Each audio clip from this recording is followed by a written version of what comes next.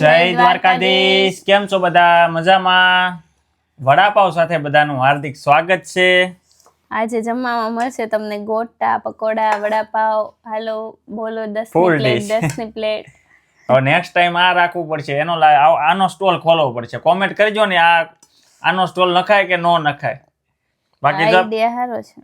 તમને જો આ જે વિડીયો તમે જોઈ જ લીધો છે, અમારે વાવણી થઈ ગઈ છે. હવે પાછો હમણાં મહિનો વરસાદ નથી, ફૂલ વરસાદ આવ્યો હતો એટલે મેં વિડીયો મૂકું. અહીંયા ફૂલ વરસાદ આવ્યો પણ પાણી ફટાફટ ગાયબ થઈ જાય અંડરગ્રાઉન્ડ. અત્યારે મસ્ત ઠંડુ વાતાવરણ છે અને જો વાતાવરણ પ્રમાણે જ ત્યાં રસોઈ બનાવી છે. વડાપાવ, પકોડા, ગોટા અને ઠંડી ઠંડી સાઈઝ છે. કાલ સવાર પેપર છે પણ હા. આજે એટલું બનાવી નાખ્યું છે. Best of luck. Thank you. તમારા પેપર ચેક થતા હોય તો બધાને દુવા લાગી જાય ને એમાં. થઈ જાય, પાસ થઈ જાય, ટેન્શન લેમ. લેખાવે કે નો હા. તો એવું જ કરવું છે. કાંઈ આખું એમને છોડીને વહી આવું છે. અને એક્ઝામમાં ભાઈ શું કહેવાય કે વિકલ્પ પદ્ધતિ હોય ને આવું બધું કોઈએ કરેલ છે? કોમેન્ટ કરજો ને. અમે કરતા જે નો આવડે ને જય સાઉન્ડમાં જ્યાં વિકલ્પ જ્યાં પેન ઊભી રહી ને ના ઘૂંટી નાખવાનું.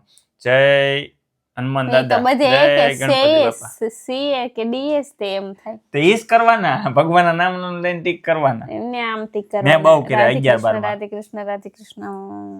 કેમ કે મારી વખતે છે ને 11-12 માં વિકલ્પ પદ્ધતિ હતી એટલે ઈ જ કર્યું મેં નહોતું એવું આવડતું. ક્યારે કર્યું નથી. ઈ સ્ટુડન્ટ ઓફ ધ યર માં જોયું. જય માતાજી, જય માતાજી. ચાલો આવી જાઓ બધા દાબેલી, ગોટા, પકોડા પકોડા ખાવા. મળીએ આપણે નેક્સ્ટ વિડીયોમાં. જય દ્વારકાધીશ.